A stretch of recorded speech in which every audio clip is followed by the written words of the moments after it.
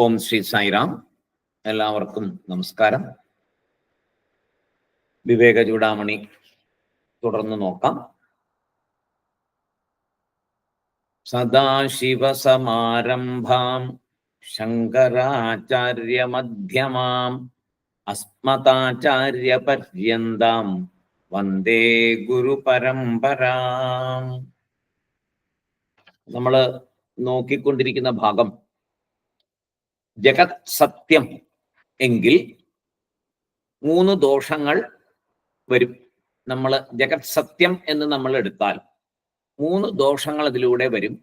അതിനാൽ അങ്ങനെ ജഗത്ത് സത്യം എന്ന് നമ്മൾ മനസ്സിലാക്കരുത്, ജഗത്ത് മിഥ്യ എന്ന് അറിയണം എന്ന് ശങ്കരാചാര്യ സ്വാമികൾ കുറെ ശ്ലോകങ്ങൾ 3-4 ശ്ലോകങ്ങളിൽ കൂടി പറഞ്ഞു.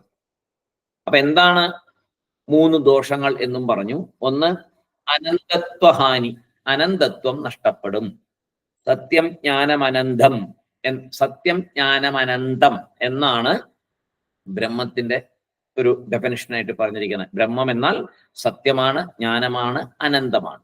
അതിൽ ആ അനന്തത്വം നഷ്ടപ്പെടും ജഗത് സത്യം എന്ന് ധരിച്ചാൽ. അതിന്റെ വിശദീകരണമൊക്കെ നമ്മൾ നേരത്തെ പഠിച്ചു. പിന്നെ പറഞ്ഞു വേദമാണിത് പറഞ്ഞിരിക്കുന്നത്, ഉപനിഷത്ത്, വേദാന്തം, വേദം ആണ് പറഞ്ഞിരിക്കുന്നത് ബ്രഹ്മം എന്നാൽ സത്യം, ജ്ഞാനം, അനന്തമാണ് എന്ന്. അപ്പോ അനന്തമല്ല എന്ന് വരും ജഗത് സത്യം എന്ന് പറയുമ്പോൾ. അപ്പൊ അങ്ങനെ വരുമ്പോൾ വേദം അപ്രമാണമാകും. വേദപ്രമാണത്തിലാണ് നമ്മൾ വിശ്വസിക്കുന്നത്. വേദം പ്രമാണമാണ് നമ്മുടെ. ആ പ്രമാണം എന്നുള്ളത് അല്ലാതെ കണ്ടായിത്തീരും, കാരണം ജഗത്ത് സത്യം ആയാൽ. പിന്നെ പറഞ്ഞു, അപ്പൊ എന്തായി? വേദം ആര് പറഞ്ഞതാ? വേദം ആരുടെ വാണിയാണ്? വേദം ഈശ്വരന്റെ വാണിയാണ്. അപ്പൊ ഈശ്വരന്റെ വാണിയിലാണ് സത്യം, ജ്ഞാനം, അനന്തം, ബ്രഹ്മ എന്ന് പറഞ്ഞിരിക്കുന്നത്. അപ്പോ ജഗത് സത്യം എന്ന് വിശ്വസിച്ച് നമ്മൾ മുന്നോട്ട് പോയാൽ ആ ഈശ്വരന്റെ വാണി ശരിയല്ല, ഭഗവാൻ നുണ പറഞ്ഞു എന്ന് വരും. ഇങ്ങനെ 3 ദോഷങ്ങൾ ഉണ്ടാവും. അപ്പൊ അതുകൊണ്ട് ജഗത്ത് മിഥ്യയാണ് എന്ന് നമ്മളെ പിന്നീടുള്ള ശ്ലോകങ്ങൾ കൊണ്ടും കൂടെ ശങ്കരാചാര്യ സ്വാമികൾ മനസ്സിലാക്കി.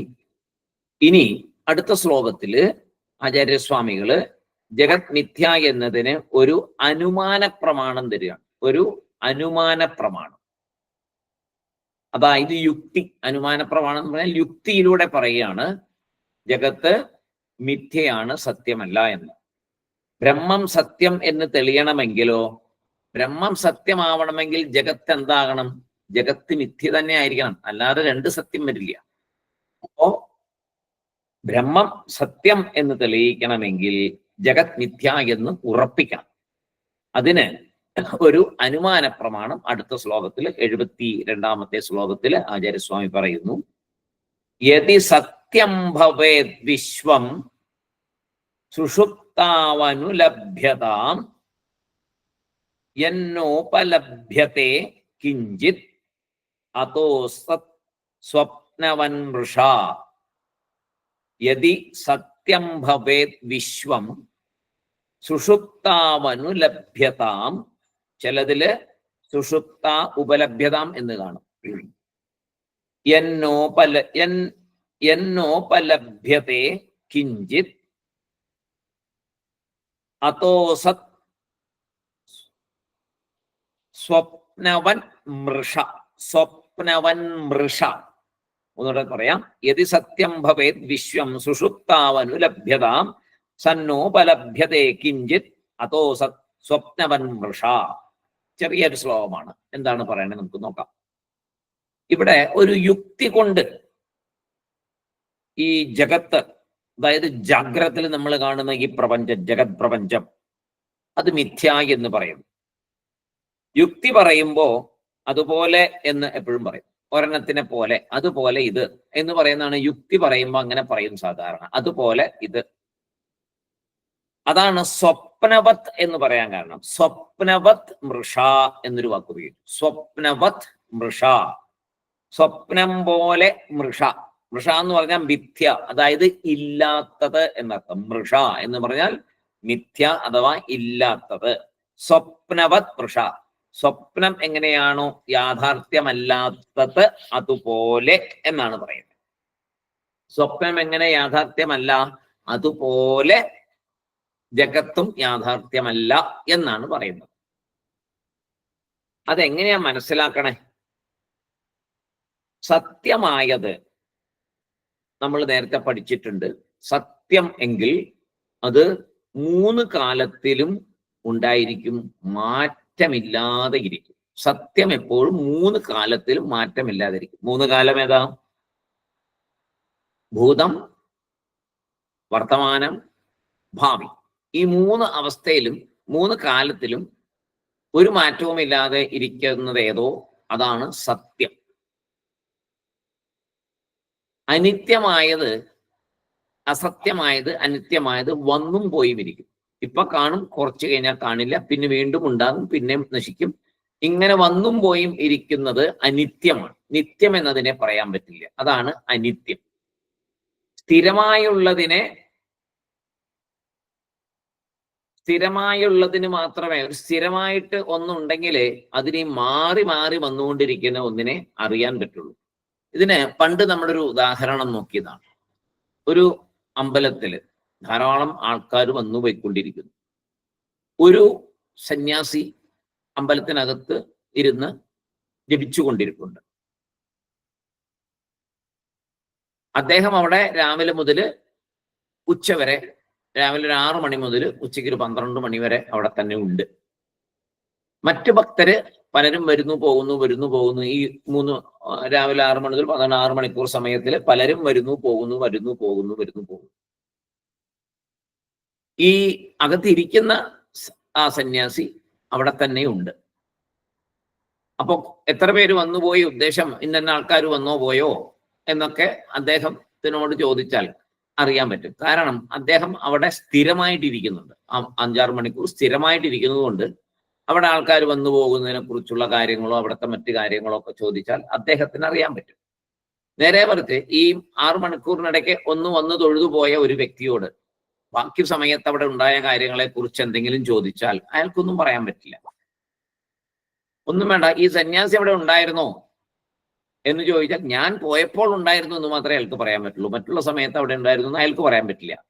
നേരെ മറിച്ച് ഇരിക്കുന്ന സന്യാസിയോട് ഏകദേശം എത്ര പേര് വന്നു പോയി കാണുന്നൊക്കെ ചോദിച്ചാൽ അദ്ദേഹത്തിന് പറയാൻ പറ്റുന്നിടത്തോളം അദ്ദേഹം പറയാം. ധാരാളം സാധിക്കും, അദ്ദേഹത്തിന് പറ്റും. കാരണം അദ്ദേഹം സ്ഥിരമായിട്ട് അവിടെ അത്രയും സമയം സ്ഥിരമായിട്ടിരുന്നത് കൊണ്ട് ആ സ്ഥിരമായി അവിടെ വന്നുപോയ ആൾക്കാരെ, ഒരു ഉദാഹരണമാണ്, വന്നുപോയവർ എത്ര പേര് വന്നുപോയി എന്നുള്ളതിനെ കുറിച്ച്, അവിടെ എന്തെല്ലാം നടന്നു എന്നുള്ളതിനെ കുറിച്ചൊക്കെ, മാറ്റങ്ങൾ സംഭവിച്ചതിനെ കുറിച്ചൊക്കെ അദ്ദേഹത്തിന് പറയാൻ പറ്റും. അപ്പൊ സ്ഥിരമായി ഇരിക്കുന്ന ഒരു വ്യക്തി ഒരു കാര്യത്തിനെ, മാറിക്കൊണ്ടിരിക്കുന്ന ഒന്നിനെ പറയാൻ പറ്റുള്ളൂ. സ്ഥിരമായിട്ടുള്ളതിന് മാത്രമേ മാറിക്കൊണ്ടിരിക്കുന്നതിനെ പറയാൻ പറ്റുള്ളൂ. മാറിക്കൊണ്ടിരിക്കുന്ന ഒരെണ്ണത്തിന് മറ്റു കാര്യങ്ങളെക്കുറിച്ച് പറയാൻ പറ്റില്ല. അപ്പൊ സ്ഥിരമായുള്ളതിനെയാണ് സത്യം എന്ന് പറയും. സ്ഥിരമായുള്ളതിനെ നമ്മൾ സത്യം എന്ന് പറയും. നമ്മുടെ വേദാന്തം പഠിക്കുമ്പോൾ സ്ഥിരമായുള്ളതിനെ സത്യം എന്ന് പറയും. വന്നും പോയും ഇരിക്കുന്നതിനെ അസത്യം എന്ന് പറയും, അഥവാ മിഥ്യ എന്ന് പറയും. വന്നും പോയും ഇരിക്കുന്നതിന്റെ പേരാണ് മിഥ്യ. അങ്ങനെയും കൂടെ അതിനെ പറയാം. കുറച്ചുകൂടെ നമുക്ക് മനസ്സിലാക്കാൻ എളുപ്പത്തിന് ശങ്കരാചാര്യസ്വാമികൾ കുറച്ചുകൂടെ താഴെ വന്ന് പറഞ്ഞു തന്നിരിക്കുകയാണ്. മിഥ്യ എന്നാൽ വന്നും പോയും ഇരിക്കുന്നത് എന്നും കൂടെ നമുക്ക് മനസ്സിലാക്കാം. വന്നും പോയും ഇരിക്കുന്നത് ശാശ്വതമല്ല, അത് അനന്തമല്ല, അനാദിയല്ല, അത് വന്നും പോയിരിക്കും. അതിന്റെ പേരും മിഥ്യ എന്നാണ്, അസത്യമാണ്. സ്വപ്നത്തിലും സുഷുപ്തിയിലും എന്താ സംഭവിക്കുന്നത്? നമ്മൾ ഉറങ്ങാൻ തുടങ്ങുമ്പോൾ ഒരു സ്വപ്നം വരും, അതിനുശേഷം നല്ല ഡീപ്പ് സ്ലീപ്പും ഉണ്ടാവും, സുഷുപ്തിയും ഉണ്ടാവും. അപ്പൊ സ്വപ്നത്തിലും സുഷുപ്തിയിലും നമുക്ക് ഈ ലോകം അനുഭവപ്പെടുന്നുണ്ടോ? ജാഗ്രതയിൽ അനുഭവപ്പെടുന്ന പോലെ. നമ്മൾ അനുഭവം എന്ന് പറയുന്നുണ്ടല്ലോ. ജാഗ്രതയിലാണല്ലോ എല്ലാ അനുഭവങ്ങളും നമ്മൾ പറയുന്നത്. സ്വപ്നത്തിലെ അനുഭവത്തിനെ നമ്മൾ അങ്ങനെ അനുഭവം എന്ന് പറയാറില്ല, സ്വപ്നം കണ്ടു എന്നേ പറയാറുള്ളൂ. അതിനെ ഒരു യഥാർത്ഥ അനുഭവമായിട്ട് നമ്മൾ എടുക്കാറില്ല. നമ്മൾ അനുഭവം വെച്ചുകൊണ്ടാണ് യാഥാർത്ഥ്യമാണ് എന്ന് പലതിനെയും പറയുന്നത്. അനുഭവത്തിനെ ബേസ് ചെയ്തുകൊണ്ട് യാഥാർത്ഥ്യം എന്ന് പറയുന്നു. ഈ അനുഭവം എവിടെ ഉണ്ടാകുന്നു? അനുഭവം മനസ്സിലാണ് ഉണ്ടാകുന്നത്. മനസ്സിലാണ് ഈ അനുഭവം ഉണ്ടാകുന്നത്. അതേസമയം സ്വപ്നത്തിലെ അനുഭവം സ്വപ്നം നടക്കുന്ന സമയത്ത് അനുഭവം തന്നെയാണ്, അല്ലെ? സ്വപ്നം കണ്ടുകൊണ്ടിരിക്കുമ്പോൾ അത് അനുഭവമാണ്. ജാഗ്രതത്തിലേക്ക് ഉണർന്നു വരുമ്പോൾ അത് അനുഭവമല്ല. അപ്പോ അവിടെ സ്വപ്നം കണ്ടുകൊണ്ടിരിക്കുമ്പോൾ അത് യാഥാർത്ഥ്യമാണ്, പക്ഷെ ജാഗ്രതത്തില് അത് യാഥാർത്ഥ്യമല്ല. അപ്പൊ അത് സത്യമല്ല. അപ്പൊ ആ സമയത്തെ ലോകമില്ല, അവിടെ വന്നു പോകുന്നു.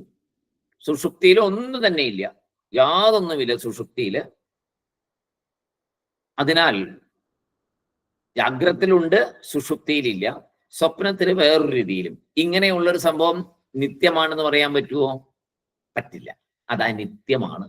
അപ്പൊ ഈ അതായത് ഈ പ്രപഞ്ചം, ഈ ജഗത്ത് നമുക്ക് ജാഗ്രതത്തിലുണ്ട്, സ്വപ്നത്തിൽ കൂടെ ഉണ്ട്, അല്ലാതെ ഇല്ല.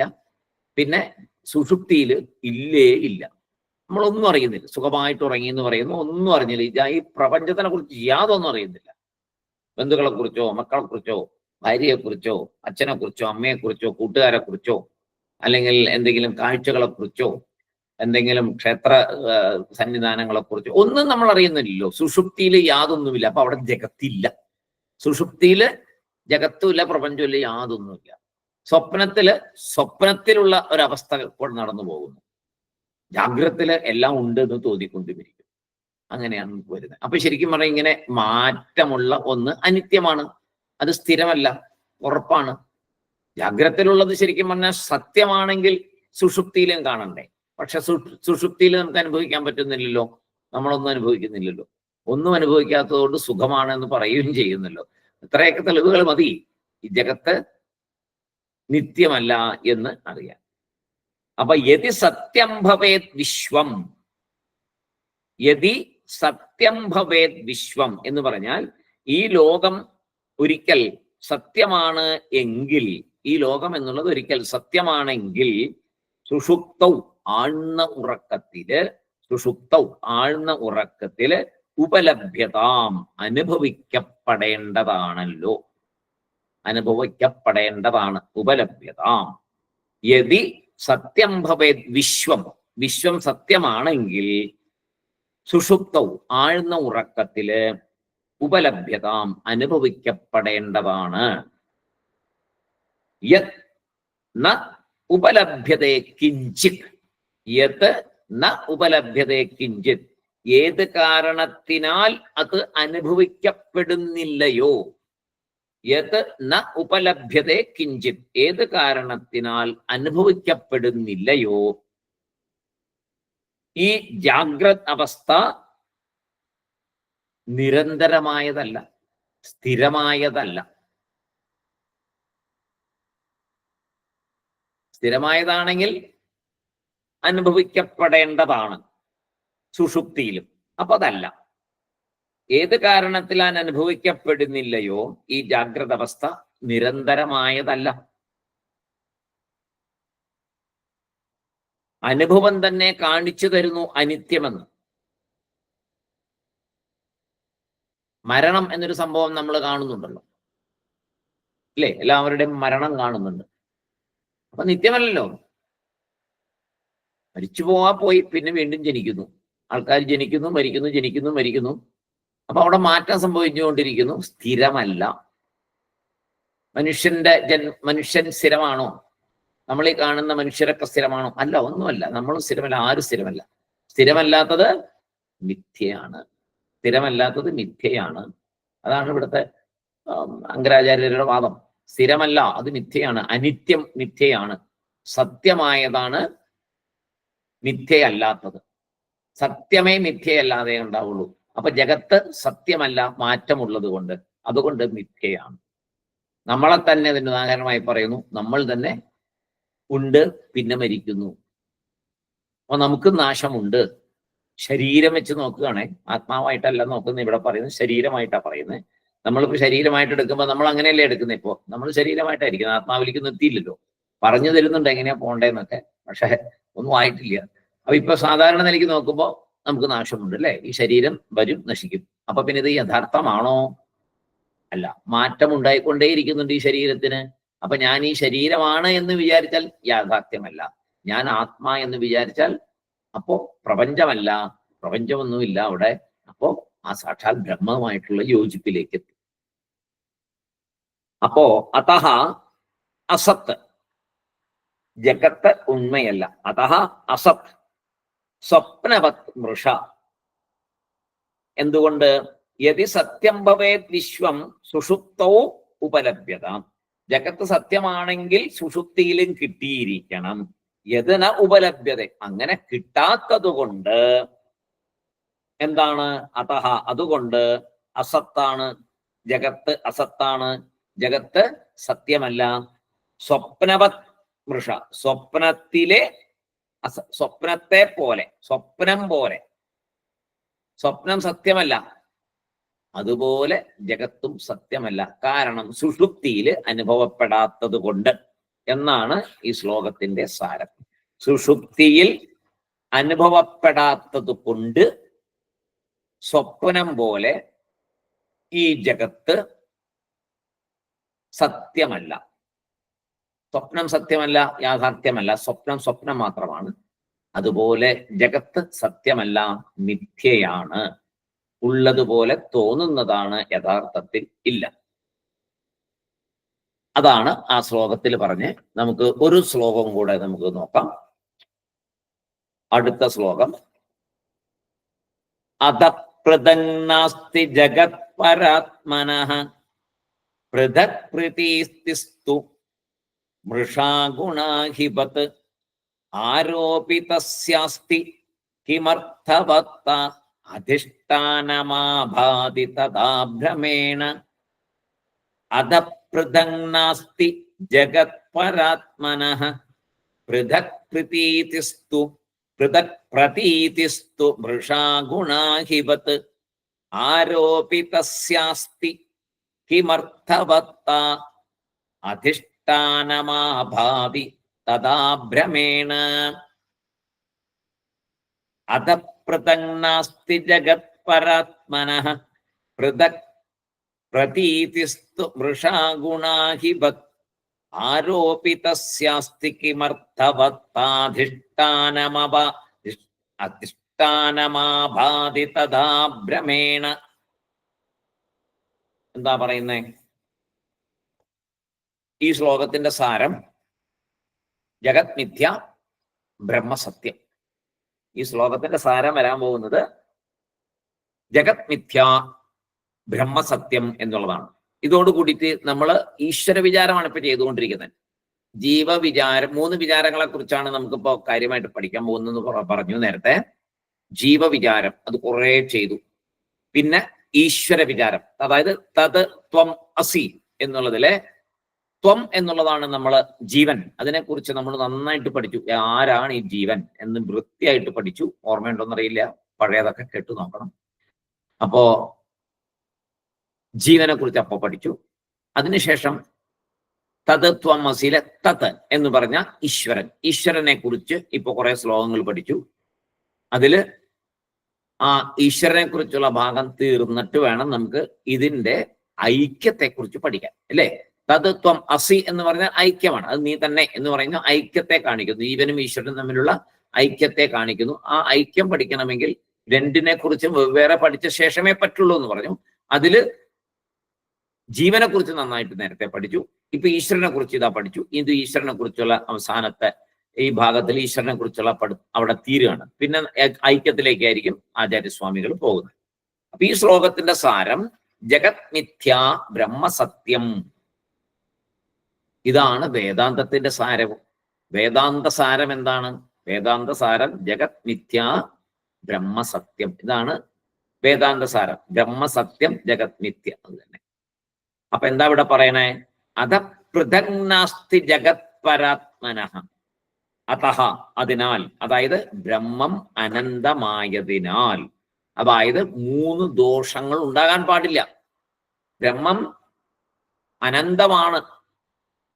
അനന്തമല്ല, ജഗത്ത് സത്യമാണ് എന്ന് പറഞ്ഞാൽ 3 ദോഷങ്ങൾ അവിടെ വരും. അപ്പൊ ഈ കാര്യങ്ങളൊന്നും നടക്കില്ല. അപ്പൊ ആ 3 ദോഷങ്ങൾ ഉണ്ടാകാൻ പാടില്ല. അതഹ, അതിനാൽ, ബ്രഹ്മം അനന്തമായതിനാൽ, അനന്തത്വഹാനി വരാനേ പാടില്ല. അനന്തമായതിനാൽ പൃഥക് നാസ്തി ജഗത് പരാത്മനഃ. പരാത്മനഃ, ബ്രഹ്മത്തിൽ നിന്ന്, ജഗത്, ലോകം, പൃഥക് നാസ്തി, വേറെയായി ഇല്ല. ഏറ്റവും പ്രധാനപ്പെട്ട ഒരു ശ്ലോകം. അധ പൃഥക് നാസ്തി ജഗത് പരാത്മനഃ. എന്നൂടെ നോക്കാം. പൃഥക്, ആദ്യം അധഹ, അധപ്രദങ്ങളെ, അതഹ, അതിനാൽ, ഏതിനാൽ? ബ്രഹ്മം അനന്തമായതിനാൽ. സത്യം, ജ്ഞാനം, അനന്തം ബ്രഹ്മ എന്നാണ് ഉപനിഷത്ത്, ശ്രുതി, വേദം പറഞ്ഞു വന്നിട്ടുള്ളത്. അപ്പൊ അങ്ങനെ ബ്രഹ്മം അനന്തമായതിനാൽ ആ 3 ദോഷങ്ങളും ഉണ്ടാകാൻ പാടില്ല. ആ ദോഷങ്ങളൊന്നും ഇല്ലാതെ അനന്തമായതിനാൽ പൃഥക് നാസ്തി ജഗത് പരാത്മനഃ. പരാത്മനഃ എന്ന് പറഞ്ഞാൽ ബ്രഹ്മത്തിൽ നിന്ന് ജഗത് ഈ ലോകം, പൃഥക് നാസ്തി എന്ന് പറഞ്ഞാൽ പൃഥക് നാസ്തി, ഓർത്തോണം ഈ വാക്ക്, പൃഥക് നാസ്തി വേറെയായി ഇല്ല. ബ്രഹ്മം അനന്തമായതിനാൽ ബ്രഹ്മത്തിൽ നിന്ന് ലോകം വേറെയായി ഇല്ല. അതായത് സെപ്പറേറ്റ് ആയിട്ടൊരു ലോകം വേറെ ഇല്ല. ബ്രഹ്മം ഉണ്ട്, വേറെ ലോകവും ഉണ്ട്, അങ്ങനെ ഇവിടെ രണ്ടുണ്ട് അങ്ങനെ വിചാരിക്കാൻ പാടില്ല. രണ്ടില്ല. ബ്രഹ്മം വേറെ, ലോകം വേറെ, അങ്ങനെ ഇല്ല. വീണ്ടും പറയുന്നത് വളരെ കോംപ്ലിക്കേറ്റഡ് ആയിട്ടുള്ള ഒരു കാര്യമായതുകൊണ്ടാണ് റിപ്പീറ്റ് ചെയ്ത് പറയുന്നത്. ശങ്കരാചാര്യ സ്വാമികൾ തന്നെ ഒരുപാട് പ്രാവശ്യം ഇതൊക്കെ ആവർത്തിച്ചിട്ടുണ്ട്. അപ്പൊ നമ്മൾ പഠിക്കുമ്പോൾ വീണ്ടും എടുത്തെടുത്ത് പറയുന്നത് അതുകൊണ്ടാണ്. പൃഥക് നാസ്തി വേറെയായി ഇല്ല. എന്ത്? ബ്രഹ്മത്തിൽ നിന്ന് വേറെയായി അല്ല ലോകം, സെപ്പറേറ്റ് ആയിട്ടൊന്നല്ല ലോകം. പരബ്രഹ്മത്തിൽ നിന്ന് വേറെയായി ലോകമില്ല. അപ്പോ ഒരു ചോദ്യം വരികയാണ്, വേറെയില്ല കുറെ നേരമായില്ല ഇത് പറഞ്ഞു തുടങ്ങിയിട്ട്. അനുഭവം അങ്ങനെയൊന്നും അല്ലല്ലോ, ഇല്ലേ? നല്ല ചോദ്യമല്ലേ? വേറെയില്ല എന്ന് പറയുന്നുണ്ട്. എല്ലാം ഒന്നാണ് എന്ന് പറയുന്നു. ശരി, അനുഭവം അങ്ങനെയല്ലല്ലോ. എന്ത് ചെയ്യും? എങ്ങനെ ഇത് മനസ്സിലാവും? അനുഭവം അങ്ങനെയല്ലല്ലോ, അല്ലേ? നമുക്കിതല്ലേ പറയാനുള്ളൂ. അനുഭവം അങ്ങനെയൊന്നും അല്ല, പിന്നെ എന്ത് ചെയ്യും? പൃഥക് പ്രതീതി തു, പൃഥക് പ്രതീതി തു, പ്രതീതിസ്തു എന്നാണ് പ്രതീതിഹി തു. പൃഥക് പ്രതീതിഹി തു, വേറെയായി അനുഭവമുണ്ടല്ലോ. നേരത്തെ പറഞ്ഞു പൃഥക് നാസ്തി എന്ന് പറഞ്ഞു, വേറെയായിട്ടല്ല എന്ന് പറഞ്ഞു. അപ്പൊ ചോദ്യം ചോദിക്കുകയാണ്, വേറെയില്ല എന്ന് പറയുന്നു, അനുഭവം അങ്ങനെയല്ലോ. പൃഥക് പ്രതീതി തു, പൃഥക് വേറെയായി, പ്രതീതിഹി തു അനുഭവം ഉണ്ടല്ലോ, വേറെയായിട്ട് അപ്പിയറൻസ് നമുക്ക് ഉണ്ടല്ലോ. അപ്പോഴോ മൃഷാ ഗുണാഹിപത്ത്, മൃഷാ ഗുണാഹിപത്ത്. അവിടെ മൃഷ എന്ന് പറഞ്ഞാൽ ഇല്ലാത്തത്, നേരത്തെ പറഞ്ഞല്ലോ. മിഥ്യ ഏതുപോലെ? ഇല്ലാത്തത്. മൃഷ ഇല്ലാത്തത്, അനുഭവം ഇല്ലാത്തതാണ്. ഏതുപോലെ എന്ന് പറയുന്നു. അതായത് ഗുണാഹിപത്. ഗുണാഹിപത് എന്ന് പറഞ്ഞാൽ അഹി എന്ന് പറഞ്ഞാൽ എന്താണ്? അഹിഹി. അഹിഹി എന്ന് പറഞ്ഞാൽ പാമ്പ്. അഹിഹി പാമ്പ്. ഗുണം എന്ന് പറഞ്ഞാൽ ഇവിടെ ആ വാക്കിനർത്ഥം രജ്ജു അഥവാ കയറ്. ഗുണഹ എന്ന് പറയും. രജ്ജുന് ഗുണഹ എന്ന് പറയും, കയർ എന്ന് പറയും. അപ്പോ ഗുണാഹിപത്ത്, അഹി എന്ന് പറഞ്ഞ പാമ്പ്, ഗുണം എന്ന് പറഞ്ഞ കയറ്. ഗുണാഹിപത്ത് എന്ന് പറഞ്ഞാൽ കയറിൽ കാണുന്ന പാമ്പിനെ പോലെ. അതാണ് ഈ ശ്ലോകം വളരെ പ്രധാനപ്പെട്ട എന്ന് പറയാൻ കാരണം. ഒന്നുകൂടെ നോക്കാം. പൃഥക് നാസ്തി ജഗത് പരാത്മനഃ, ബ്രഹ്മത്തിൽ നിന്ന് വേറെയായി ലോകമില്ല. വേറെയില്ല എന്ന് പറയുന്നുണ്ട്, പക്ഷെ അനുഭവം അങ്ങനെയല്ലല്ലോ. പൃഥക് പ്രതീതിസ്തു മൃഷാഗുണാഹിപത്ത്. അനുഭവം അങ്ങനെയാണെന്ന് പറയുമ്പോൾ അതിന് പറയുന്നു, ആ അനുഭവം എന്തുപോലെയാണെന്ന് വച്ചാൽ മൃഷാഗുണാഹിപത്ത്. ഈ കാണുന്ന ലോകം ശരിക്കും കയറിൽ നമ്മൾ പാമ്പിനെ കാണുന്ന പോലെയാണ്. നമ്മൾ ഈ കാണുന്ന ലോകം കയറിൽ പാമ്പിനെ കാണുന്നത് പോലെ ആണ്. ഇത് വലിയ ഒത്തിരി ഗഹനമായിട്ടുള്ള കാര്യങ്ങളാണ്. ഒരുപാട് ചിന്തിച്ച് ഇത് പറഞ്ഞ ആരോടും ഡിസ്കസ് ചെയ്യാനൊന്നും പറ്റത്തില്ല. സ്വയം ചിന്തിച്ച് ഈ ഒരു അവസ്ഥയിലേക്ക് മനസ്സിനെ കൊണ്ടുവരണം. അല്ലാതെ വേറെ ആരോടെങ്കിലും സംസാരിച്ചത് സ്ഥിരീകരിക്കാന്ന് വിചാരിച്ചാൽ നടക്കില്ല. കാരണം അങ്ങനെ മനസ്സിനെ ആ ഒരു ഹയർ ലെവലിലേക്ക് കൊണ്ടുവരാൻ വലിയ ബുദ്ധിമുട്ടാണ്. ഇപ്പൊ ഇത്രയും പേര് ഇത് നിങ്ങളെല്ലാവരും ഇത് കേട്ടുകൊണ്ടിരിക്കുന്നത് തന്നെ വലിയ അത്ഭുതമാണ്. എത്രയോ നാളായി ഈ വേദാന്തം കേൾക്കുന്നു. എന്തോ ഭഗവാന്റെ വലിയൊരു അനുഗ്രഹം, അതിനൊരു ടേസ്റ്റ് എല്ലാവരുടെ ഉള്ളിലും ഉണ്ടായിരിക്കുന്നുണ്ടാ. അത് വലിയൊരു അനുഗ്രഹമാണ്, ചെറിയ അനുഗ്രഹമൊന്നുമല്ല, വലിയ വലിയ അനുഗ്രഹമാണ്. ഈ വേദാന്തം പഠിക്കാൻ തോന്നുന്നു, അത് കേട്ട് മടുക്കാതെ ഇങ്ങനെ എത്രയോ ക്ലാസ്സുകളായി, 100 കണക്കിന് ക്ലാസ്സായി നമ്മുടെ. ഇതെല്ലാം കേട്ടുകൊണ്ടിരിക്കുന്ന ഒരവസ്ഥ. 10-12 പേരുണ്ടെങ്കിലും അത് സാധിക്കുന്നുണ്ടല്ലോ അത്രയും പേർക്ക്. അത് വലിയൊരു അത്ഭുതമാണ്. ഒരാൾ പോലും ഇരിക്കില്ല, വേദാന്തം പറഞ്ഞു തുടങ്ങിയാൽ വെട്ടിമടക്കി പോവും, ആരും കേൾക്കത്തില്ല. നമുക്കെന്തോ ഒരു ഭാഗ്യം, ഭഗവാൻ ഇതിനോടൊരു വലിയൊരു താല്പര്യം നമുക്ക് കാണുന്നു, മനസ്സിലാക്കണമെന്ന് നമുക്ക് തോന്നുന്നു. തീർച്ചയായിട്ടും പൂർവ്വജന്മ സുഹൃതവും ഈശ്വരന്റെ അനുഗ്രഹം തന്നെയാണ്, അല്ലാതെ സാധിക്കില്ല. കുറെ കേൾക്കുമ്പോൾ കുറച്ചെങ്കിലും മനസ്സിലാവും, സംശയമില്ല. കേൾക്കാൻ സാധിക്കുന്നുണ്ടല്ലോ, 1 മണിക്കൂർ മറ്റേത് കേൾക്കുക എന്ന് പറഞ്ഞാൽ ചില്ലറ കാര്യമല്ല. നമ്മൾ കാണാറുണ്ട്. ഇപ്പോ നാരായണീയ തത്വസമീക്ഷാ സത്രമൊക്കെ നടന്നല്ലോ കോട്ടയത്ത്. അവസാന ഭാഗം വരുമ്പോഴേക്കും ഒരു 90 അധ്യായം കഴിഞ്ഞു കഴിഞ്ഞാൽ, പിന്നെ ദശകം കഴിഞ്ഞു കഴിഞ്ഞാൽ പിന്നെ ശരിക്കും പറഞ്ഞാൽ വലിയ കട്ടിയായിട്ടുള്ള ആത്മീയ കാര്യങ്ങളാണ്, നല്ല ശക്തമായ കാര്യങ്ങളാണ് വരണേ. ഭട്ടതിരിപ്പാട് ആദ്യം അസുഖം മാറണം എന്ന് പ്രാർത്ഥിച്ച് അവിടുന്ന് കടന്ന് പിന്നെ യാഥാർത്ഥ്യത്തിലേക്ക് വരിക. അങ്ങനെ വന്ന് അവസാനം പിന്നെ ശുദ്ധമായിട്ടുള്ള ആത്മതത്വമാണ് പിന്നീട് വരുന്നത്. എങ്ങോട്ട് എന്നെ എത്തിക്കണം എന്ന് ചോദിച്ചാൽ സാക്ഷാൽ ജഗദീശ്വർ എന്താ പറയുക, ജീവിതത്തിന്റെ അന്തിമ ലക്ഷ്യത്തിലേക്ക് എന്നെ എത്തിക്കണം എന്നുള്ള പ്രാർത്ഥനയിലാണ് ഇത് വന്ന് നിൽക്കുന്നത് അവസാനം. അപ്പോ ആ അവസാന ദിവസങ്ങളിലെ ആ പ്രഭാഷണങ്ങൾ നടക്കുമ്പോൾ നമുക്ക് നോക്കിയാൽ കാണാം. രാവിലെ ഞാനവിടെ സ്ഥിരമായിട്ട് ഇരിക്കുന്ന ഒരാൾ. അപ്പോ രാവിലെ ഒരു 10 മണിക്ക് പ്രഭാഷണം തുടങ്ങുമ്പോൾ ഒരു 10-10:20 ആകുമ്പോഴത്തേക്കും ഈ ദിവസങ്ങളിൽ ആൾക്കാർ പതുക്കെ ഉറങ്ങാൻ തുടങ്ങും. അല്ലെങ്കിൽ ആദ്യം എങ്ങനെ ഭയങ്കരമായിട്ട് കൂർപ്പിച്ചിരിക്കും. ഇപ്പോ എന്തോ നമുക്ക് മനസ്സിലാവുന്ന ഒരു കാര്യം ഇപ്പൊ വരുന്ന രീതിയിൽ ശ്രദ്ധയോടെ ഇരിക്കും. കുറച്ച് കഴിയുമ്പോഴേക്കും ഒന്നും മനസ്സിലാകുന്നില്ല എന്ന് പറഞ്ഞിട്ട് അവരുടെ മുഖമൊക്കെ ഇങ്ങനെ താന്നിരിക്കുന്ന കാണാം. പിന്നെ എന്തെങ്കിലും കിട്ടിയാലായി എന്നുള്ളൊരു മട്ടം മാത്രമാവും. ആ ദിവസങ്ങളിൽ എല്ലാം സംഭവിക്കുന്നത് വളരെ മനസ്സിലാവുന്നൊരു വളരെ ചുരുക്കം പേരേ ഉള്ളൂ അത്രയും ശ്രദ്ധയോടെ ഇരുന്ന് കോൺസെൻട്രേഷനോടുകൂടെ ഇരുന്നത് കേൾക്കും. അങ്ങനെയാണ് വേദാന്തം, അങ്ങനെയാണ്. അത്ര എളുപ്പമല്ലല്ലോ, ഇല്ലേ? നമ്മളിപ്പോ ജീവിതത്തിന്റെ അന്തിമ ലക്ഷ്യത്തിലേക്ക് എത്തുക എന്ന് പറഞ്ഞാൽ എളുപ്പമാണോ? അല്ല, വളരെ ദുർഘടമാണ്, ഭയങ്കര ബുദ്ധിമുട്ടാണ്, ഒരുപാട് സാധനം വേണം.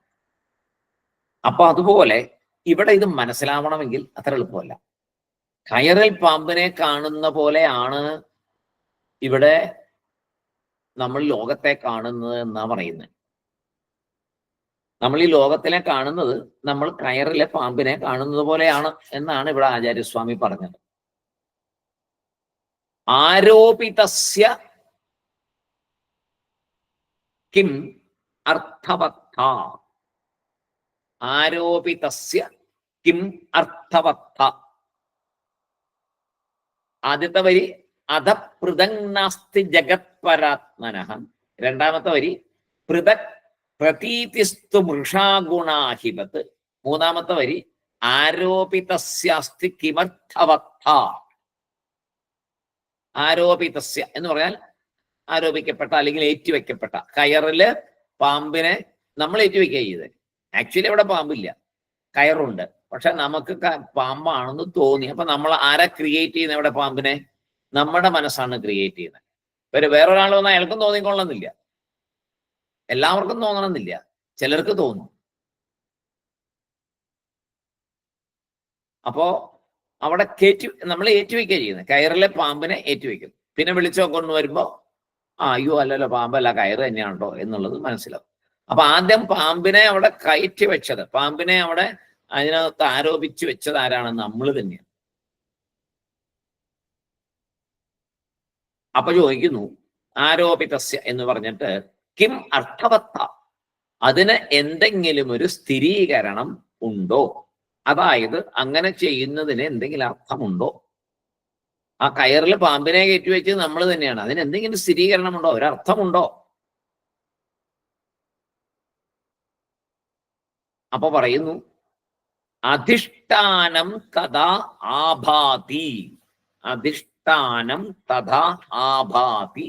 അധിഷ്ഠാനമാഭാതി തഥാ ഭ്രമേണ എന്നാണ് അടുത്ത വരി വരുന്നത്. ആരോപിതസ്യാസ്തി കിമർത്ഥവത്താധിഷ്ഠാനമാഭാതി തഥാ ഭ്രമേണ. എങ്ങനെയാണ് സംഭവിച്ചേ?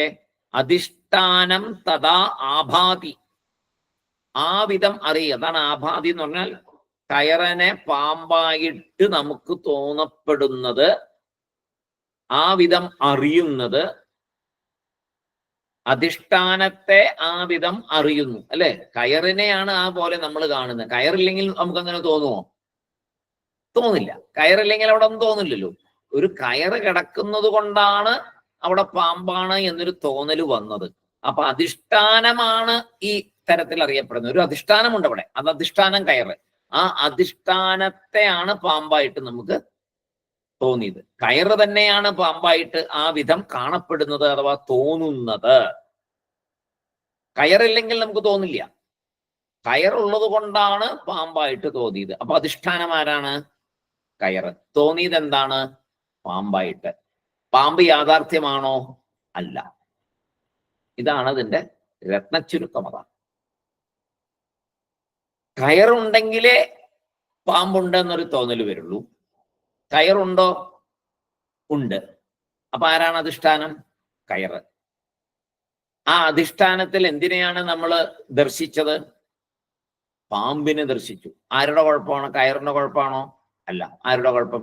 നമ്മുടെ മനസ്സിന്റെ പ്രശ്നം. അപ്പൊ യഥാർത്ഥത്തിൽ പാമ്പുണ്ടോ? ഇല്ല. തോന്നിയോ? തോന്നി. അനുഭവമാണോ? തോന്നൽ അനുഭവമാണോ? ആണല്ലോ. അങ്ങനെ തോന്നലുകളല്ലേ അനുഭവമായിട്ട് പറയുന്നത് എപ്പോഴും നമ്മൾ. സങ്കടം എന്ന് പറഞ്ഞൊരു അനുഭവം തോന്നലല്ലേ? ആണ്. സന്തോഷം എന്താണ്? ഒരു അനുഭവം, മനസ്സിലെ തോന്നലാണ്. അപ്പൊ കയറ് തന്നെ പാമ്പായി ആ വിധം നമുക്ക് തോന്നുന്നു. എന്തുകൊണ്ട് അങ്ങനെ തോന്നുന്നു? അതാണ് അടുത്ത ചോദ്യം. അങ്ങനെ തോന്നുന്നു, എന്തുകൊണ്ട് തോന്നുന്നു? അതിന് ഒറ്റ വാക്കേ ഉള്ളൂ, ഭ്രമേണ. എപ്പോഴും വേദാന്തത്തിൽ ധാരാളം ഉപയോഗിക്കുന്ന ഒരു വാക്കാണ് ഭ്രമം. എല്ലാത്തിൻ്റെയും കാരണം ഭ്രമമാണ്. ഭ്രമം എന്ന് പറഞ്ഞാൽ മോഹം എന്ന് പറയും. മോഹം നമ്മൾ സാധാരണ പറയുന്നൊരു മോഹമല്ല. വേദാന്തത്തിൽ പറയുന്ന മോഹം എന്ന് പറഞ്ഞാൽ നമ്മൾ മോഹിക്കപ്പെട്ടിരിക്കുന്നു എന്നുള്ളൊരു അർത്ഥത്തിലാണ്. അപ്പൊ ഭ്രമേണ, ഭ്രമത്താൽ, മോഹത്താൽ, അധ്യാസത്തിനാൽ, എന്ത്? അറിവില്ലായ്മ കൊണ്ട്. അത്രേ ഉള്ളൂ. ചുരുക്കത്തിൽ പറഞ്ഞ അജ്ഞാനേന, അജ്ഞാനത്താൽ. അജ്ഞാനത്താലല്ലേ തോന്നിയത്? ജ്ഞാനം വരുമ്പോ എന്തുണ്ടാവും? ജ്ഞാനം വരിക എന്ന് പറഞ്ഞാൽ ഇവിടെ എന്താ നോക്കുക? ഒരു അരണ്ട വെളിച്ചത്തിലാണ് പാമ്പാണെന്ന് തോന്നിയത്. നല്ല വെളിച്ചം കൊണ്ടുവന്ന് അടിച്ചു നോക്കുമ്പോ ആഹാ, ഇത് കയറാണല്ലോ, വെറുതെ പാമ്പാണെന്ന് വിചാരിച്ചു ഭയപ്പെട്ടു. ഇല്ലേ? പാമ്പാണെന്ന് വിചാരിക്കുമ്പോ ഉടനെ എന്തുണ്ടാവും? ഭയം വരും. എത്ര നീളം ഉണ്ടെന്ന് തോന്നും. ഏത് ടൈപ്പ് പാമ്പാണ്? രാജവെമ്പാലയാണോ, മൂർഖനാണോ, ചേരയാണോ? അങ്ങനെ പലതും നോക്കും. പല പല ചിന്തകൾ വരും. മേത്ത് പാടുണ്ടോ, വെട്ടുണ്ടോ, അതിന് എന്താ ഡിസൈൻ ഉണ്ടോ, പത്തിയുണ്ടോ, പടമുണ്ടോ, എന്തെല്ലാം ചിന്തകളാ വരുന്നത്. ഇത് തന്നെയാണ് ലോകം. അതേമാതിരിയാണ് ലോകത്തില്. കോടിക്കണക്കിന് ചിന്തകളിൽ കൂടെ പോകും ലോകം മുഴുവൻ. ഇവിടെ പാമ്പിനെ കാണുമ്പോൾ പല പല ചിന്തയാവും. അപ്പൊ ഇനി 2-3 പേര് വന്നവർക്ക് എല്ലാവർക്കും ഈ ഇരുണ്ട വെളിച്ചത്തിൽ വന്ന 2-3 പേർക്കും കൂടെ തോന്നിയെന്ന് വരിക. അപ്പൊ അവിടെ തർക്കവും കൂടെ ഉണ്ടാവും. ഒരാൾ പറയും അല്ലല്ല, അത് കറുത്താണ് ഇരിക്കുന്നത്, അതിന് സാധാരണ വിഷം കൂടിയ ടൈപ്പാണെന്ന് പറയും. വേറൊരാള് പറയും അല്ല, അത്രയും കറുപ്പില്ല, ഇത്തിരി ബ്രൗൺ കളറാണ് കൂടുതലായിട്ട് കാണുന്നത്, അതുകൊണ്ട് അതല്ല, സ്വല്പം മഞ്ഞ നിറം കൂടി ഉണ്ട്, അതുകൊണ്ട് ഇത് ചേരയാണ്, മൂർഖനൊന്നും അല്ല എന്ന് അയാൾ വാദിക്കും. ഇങ്ങനെ ആ സത്യം മനസ്സിലാക്കാത്തവര് അതിനെക്കുറിച്ച് അഭിപ്രായങ്ങൾ പറഞ്ഞുകൊണ്ടേയിരിക്കും.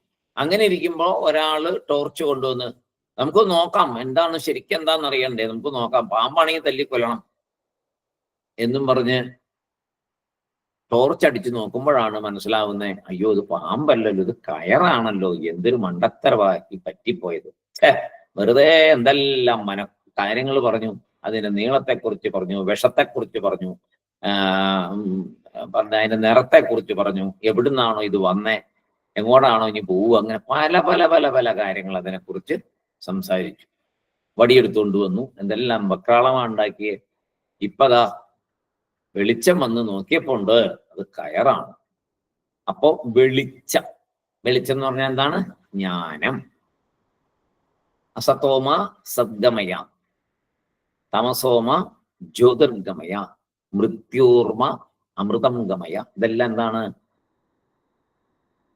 എല്ലാം ജ്ഞാനത്തെ കുറിച്ച് പറയുന്നതാണ്. എല്ലാം ജ്ഞാനം എന്ന് പറയും. ജ്ഞാനം ഉദിക്കുന്നതിനെയാണ് ഈ പറയുന്നത് എല്ലാം. മൃത്യോർമ അമൃതംഗമയ, മൃത്യുവിൽ നിന്ന് അമൃതത്വത്തിലേക്ക് എങ്ങനെ പോകും? ജ്ഞാനം വഴിക്കേ പോകാൻ പറ്റത്തുള്ളൂ.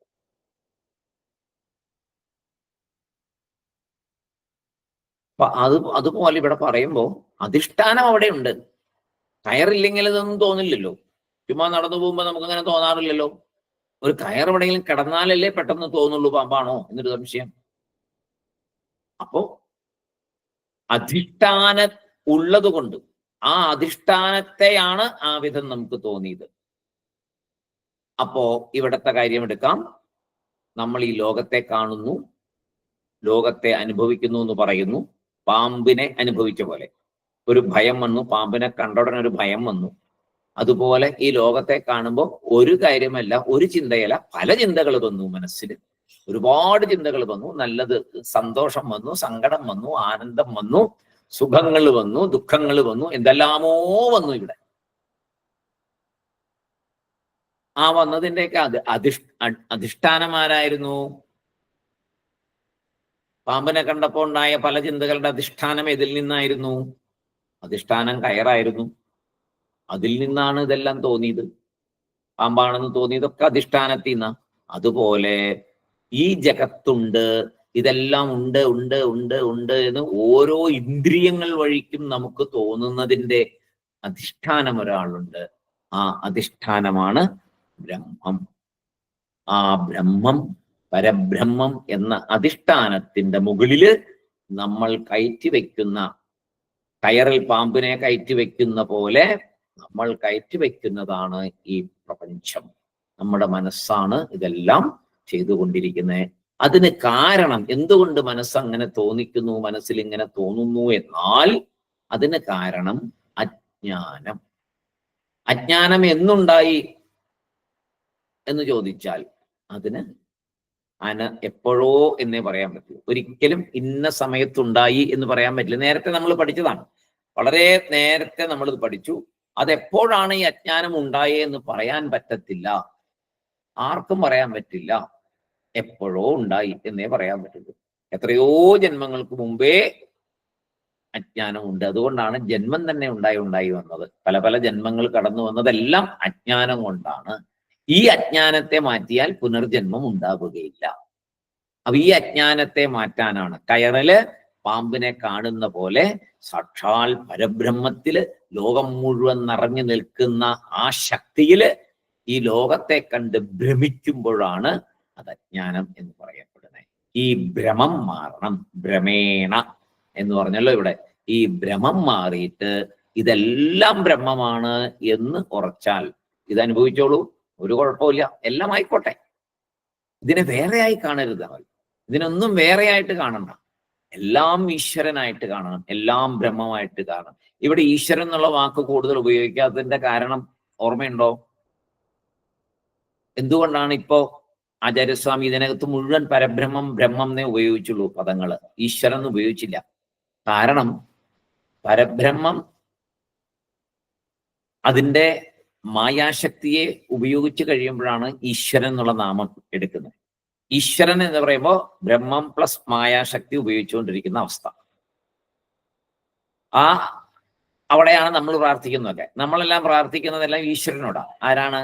മായയെ ഉപയോഗിച്ച് നമ്മളെയൊക്കെ സൃഷ്ടിച്ചിങ്ങനെ നമ്മളെ എന്താ പറയാ, ഈ ഭ്രമത്തിന് അടിമയാക്കി വെച്ചിരിക്കുന്ന ഒരു ശക്തി ഉണ്ടല്ലോ, അത് ഈശ്വരനും മായയും കൂടെ കൂടിയിട്ടുള്ള പരിപാടി. ഈശ്വരൻ എന്നുള്ള പേരാണ് അപ്പോൾ വരുന്നത്. എപ്പോഴാണോ ബ്രഹ്മം മായയെ ഉപയോഗിച്ച് ലീലകൾ ചെയ്തുകൊണ്ടിരിക്കുന്നത് അപ്പോൾ ഉള്ള പേരാണ് ഈശ്വരൻ. ആ മായയെ പിൻവലിച്ചു കഴിഞ്ഞാൽ അപ്പോ ബ്രഹ്മം.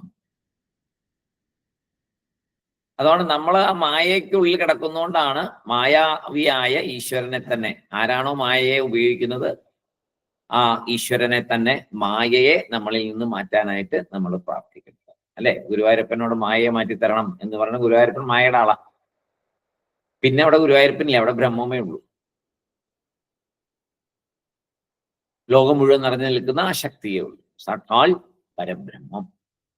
അപ്പോ ഇതിനെല്ലാം കാരണം, നമുക്കിതൊന്നും മനസ്സിലാകാതിരിക്കുന്നതിന്റെ കാരണം, ഇപ്പൊ അത്രയും നേരം പഠിച്ചിട്ട് ഒന്നും മനസ്സിലാവുന്നില്ലെങ്കിൽ അതിന് കാരണം വേറൊന്നുമല്ല, അറിവില്ലായ്മ, അജ്ഞാനം. അത് മാറണമെങ്കിൽ സാധനയിൽ കൂടി വീണ്ടും വീണ്ടും കേൾക്കുക, വീണ്ടും വീണ്ടും വായിക്കുക, മനനം ചെയ്യുക. ഓരോ നശിക്കുന്നതിനെയും കാണുമ്പോൾ ഇത് സത്യമല്ല എന്ന് തിരിച്ചറിയുക. അതാണ് ഏറ്റവും എളുപ്പം. അതാണ്, ഇതൊന്നും സത്യമല്ലല്ലോ എന്ന് തിരിച്ചറിയുക. ഓരോന്ന് വന്നു പോകുന്നു, വന്നു പോകുന്നു, വന്നു പോകുന്നു, ശാശ്വതമല്ലല്ലോ. ശാശ്വതം എന്താണ്? ഇതിന്റെ പുറകിലുള്ള ഒരു ശക്തിയാണ് ശാശ്വതമായിട്ടുള്ളത്. ഇന്ന് ഒരെണ്ണത്തിനെ ഉണ്ടാക്കുന്നു, അതിനെ വളർത്തുന്നു, പിന്നെ അത് നശിച്ചു പോകുന്നു. ആരാണ്? ഒരു ശക്തിയാണ് ഇതെല്ലാം ചെയ്യുന്നത്, അല്ലെ? ഒരു ചെറിയ വിത്തെടുത്ത് നോക്കുക. അതല്ല, ഒരു ആൽമരത്തിന്റെ വിത്തെടുത്ത്, ആ ഉപനിഷത്ത് നമ്മൾ പഠിച്ചില്ല, പഠിക്കാൻ പോണേ ഉള്ളൂ. ഒരു ആൽമരത്തിന്റെ വിത്തെടുത്ത് ഗുരു ചോദിച്ചു, ഇതിനുള്ളില് മുമ്പിൽ നിൽക്കുന്ന ഇതുപോലെ വലിയൊരു വൃക്ഷം ഇതിനകത്ത് ഒളിഞ്ഞിരിപ്പുണ്ട്, നിനക്ക് കാണാൻ പറ്റുമോ? കീറി മുറിച്ചാൽ കാണുമോ? ഒരു വിത്തെടുത്ത് മുറിച്ചാൽ അതിനകത്ത് നമ്മുടെ മുമ്പിൽ വളർന്നു നിൽക്കുന്ന ആ വലിയ വൃക്ഷം അതിനകത്തുണ്ട്. നട്ട് കഴിഞ്ഞാൽ കുറച്ചു കാലം കഴിഞ്ഞാൽ വലുതാവും. ഇത് എവിടുന്ന് വരുന്നു? ഇത് എങ്ങനെ വളരുന്നു? ഇത് ആരാ ഒളിപ്പിച്ചു വെച്ചിരിക്കുന്നത് ഈ കുഞ്ഞു വിത്തിനകത്ത്? സൂക്ഷ്മത്തിൽ സൂക്ഷ്മമായിട്ട്, പറയാൻ പറ്റില്ല, അത്രയും സൂക്ഷ്മമായിട്ട് ഈ വലിയ വൃക്ഷത്തെ, ആൽമരത്തെ ഈ വിത്തിനകത്ത് ഒളിപ്പിച്ചു വെച്ചിരിക്കുന്ന ശക്തി ആരാണ്? അതിനെ വളർത്തുന്ന ശക്തി ആരാണ്? വീണ്ടും അതിനെ നശിച്ചു പോകുന്ന രീതിയിലാക്കുന്നത് ആരാണ്? വീണ്ടും അതിൽ നിന്നൊരു വിത്തുണ്ടായി അതിനകത്തൊരു വൃക്ഷത്തിനെ ഒളിപ്പിച്ചു വെക്കുന്നത് ആരാണ്? അതാണ് ബ്രഹ്മം. അതെല്ലാം ചെയ്യുന്ന ഒരാളാണ് ബ്രഹ്മം. അപ്പൊ അതിനെ മനസ്സിലാക്കാനാണ് നമ്മൾ ഈ കാര്യങ്ങളൊക്കെ ചെയ്യുന്നത്. അപ്പൊ അതിന്റെ ഒരു സ്റ്റെപ്പാണ് പറഞ്ഞ, ഞാൻ ആരെന്ന് ആദ്യം മനസ്സിലാക്കുക, ഈശ്വര തത്വം എന്തെന്ന് മനസ്സിലാക്കുക, അതിനുശേഷം ഈ രണ്ടും തമ്മിൽ എന്തെങ്കിലും ബന്ധമുണ്ടോ എന്ന് നോക്കുക. അത് വരുന്ന ക്ലാസ്സുകളിൽ നമ്മൾ നോക്കും. ഇപ്പൊ നമ്മള് നന്നായിട്ട് ശങ്കരാചാര്യ സ്വാമികൾ ഭംഗിയായിട്ട് പറയുന്നുണ്ട് മുന്നോട്ട് പോകുമ്പോൾ. ജീവൻ എന്താണ് എന്ന് വ്യക്തമായിട്ട്, ഇപ്പൊ ഒരുവിധം വ്യക്തമായിട്ടുണ്ട് ജീവൻ, ഇല്ലേ? പണ്ടുള്ള അറിവല്ലല്ലോ ഇപ്പോ. ഇപ്പൊ എന്താ? രണ്ടു തരത്തിൽ നമുക്ക് ജീവനെ കാണാം. ഒന്ന് കാരണ ശരീരം, സൂക്ഷ്മ ശരീരം, സ്ഥൂല ശരീരം. ഈ നശിച്ചു പോകുന്ന ഈ മൂന്ന് ശരീരങ്ങളും കൂടിയ ഒരു ശക്തിയാണ് നമ്മൾ ഇപ്പോൾ വിചാരിക്കുന്ന നമ്മൾ. അപ്പൊ പറഞ്ഞു, അതിലെ ഏതൊരു ശക്തിയാണോ അതിൽ മാറാതെ ഇരിക്കുന്ന, ഇതിനെ എല്ലാം അറിയുന്ന ആ ഒരു ശക്തിയാണ് നീ. അതിന്റെ പേരാണ് ആത്മാ. നശിച്ചു പോകുന്ന സ്ഥൂല ശരീരവും നീയല്ല, നശിച്ചു പോകുന്ന സൂക്ഷ്മ ശരീരവും നീയല്ല, നശിച്ചു പോകുന്ന കാരണ ശരീരവും നീയല്ല. ഇതിനൊക്കെ നിനക്ക് കളയാം. ഇതൊന്നുമല്ല നീ. ഇതിനെയെല്ലാം അറിയുന്ന ആ അറിവാണ് നീ, അറിവ് സ്വരൂപമാണ് നീ, അതാണ് നീ, അതാണ് ആത്മാ. നീ ആത്മ തന്നെ. അങ്ങനെ നമ്മളെ കുറിച്ച് പറഞ്ഞു, അതാണ് ജീവൻ. അതിനെക്കുറിച്ച് നമ്മൾ ആരാണെന്ന് പറഞ്ഞു. പിന്നെ നമ്മൾ വിചാരിക്കുന്ന ഒരു ഈശ്വരനുണ്ട്, വേറൊരു ആളായിട്ട് നമ്മൾ കാണുന്ന ഒരു ഈശ്വരൻ. ഇതെല്ലാം സൃഷ്ടിച്ചിരിക്കുന്ന ഒരു ഈശ്വരനെ കുറിച്ചാണ് നമ്മൾ നോക്കുന്നത്. ഇതെല്ലാം സൃഷ്ടിച്ചിരിക്കുന്ന, എന്നെയും സൃഷ്ടിച്ചിരിക്കുന്ന, ഈ കാണുന്നതെല്ലാം സൃഷ്ടിച്ചിരിക്കുന്ന ഒരു ശക്തിയായിട്ട് പറഞ്ഞു. അവിടെ പറഞ്ഞു, ഈ കാണുന്നതൊക്കെ നശിക്കും, ഉണ്ടാകും നശിക്കും, ഉണ്ടാകും നശിക്കും, ഉണ്ടാകും നശിക്കും. അപ്പൊ ഇതൊക്കെ ചെയ്യുന്നത് ആരാണ്? നാശമുള്ള ഒരാൾക്ക് ഇത് ചെയ്യാൻ പറ്റുമോ? പറ്റില്ല. അപ്പൊ ആരാണ് ഇത് ചെയ്യുന്നത്? നാശമില്ലാത്ത ഒരാൾ ഇതിന്റെ പുറകിലുണ്ട്. ആ ആളാണ് ഇതെല്ലാം ഉണ്ടാക്കുന്നതും നശിപ്പിക്കുന്നതും വളർത്തുന്നതും തന്നിലേക്ക് ലയിപ്പിക്കുന്നതും. ആ ആളാരാണ്? അനന്തമായൊരു ശക്തിയാണ്. നമ്മുടെ ഉള്ളിലുള്ളത് എന്താണ്? അനന്തമായൊരു ശക്തിയാണ്. അപ്പൊ ഈശ്വരനും അനന്തമാണ്, നമ്മളും അനന്തമാണ്. ഇത്രയും വരെ പറഞ്ഞു വെച്ചു. ഇപ്പോ ഇത്രയും വരെ വന്നു. നമ്മൾ അനന്തമാണ്, ഈശ്വരനും അനന്തമാണ് എന്നിപ്പോ ഈ ശ്ലോകത്തോടു കൂടി മനസ്സിലാക്കി. ഇനി മനസ്സിലാക്കാൻ പോകുന്നത്, ഇങ്ങനെ രണ്ടും അനന്തമാണെങ്കിൽ മാത്രമല്ലേ ഐക്യമുണ്ടാവുകയുള്ളൂ. ഒരേപോലെ ഉള്ളതല്ലാതെ ഐക്യപ്പെടുത്താൻ പറ്റുമോ? പറ്റില്ല. അത് ഇനി വിശദമായിട്ട് ശങ്കരാചാര്യ സ്വാമി പറഞ്ഞു തരും. അപ്പോ ജീവതത്വം നമ്മൾ മനസ്സിലാക്കി. ഈശ്വരതത്വവും ജീവതത്വവും ഈശ്വരതത്വവും സെപ്പറേറ്റ് ആയിട്ട് പഠിച്ചു. ഇനി ഇത് രണ്ടും ഒന്ന് എന്ന് വേദാന്തം പറയുന്നു. അത് എങ്ങനെയെന്ന് ആചാര്യസ്വാമികൾ വിവേക ചൂടാമണിയിൽ ഭംഗിയായിട്ട് ഇനി പറഞ്ഞു തരുന്നുണ്ട്. അത് മനസ്സിലാക്കാൻ ഭഗവാൻ നമ്മളെ അനുഗ്രഹിക്കട്ടെ. അതിനുള്ള പ്രകാശം, ബുദ്ധിക്കകത്തൊരു പ്രകാശം ഉണ്ടാകട്ടെ. ഗായത്രിയില് പറയുന്ന പോലെ എൻ്റെ ബുദ്ധിയെ ആ പ്രകാശമാനമാക്കി ഇതെല്ലാം അറിയാനുള്ള കഴിവുണ്ടാക്കി തരണേ ഭഗവാനെ എന്ന് പ്രാർത്ഥിച്ചുകൊണ്ട് നമുക്ക് ഇന്നത്തെ ക്ലാസ് ഇവിടെ ഉപസംഹരിക്കാം. ഓം പൂർണ്ണമദ പൂർണ്ണമിദം പൂർണ്ണാത് പൂർണ്ണമുദിച്യത്തെ പൂർണ്ണസ്യ പൂർണ്ണമാദായ പൂർണ്ണമേവാവശിഷ്യത്തെ. ഓം ശാന്തി ശാന്തി ശാന്തി.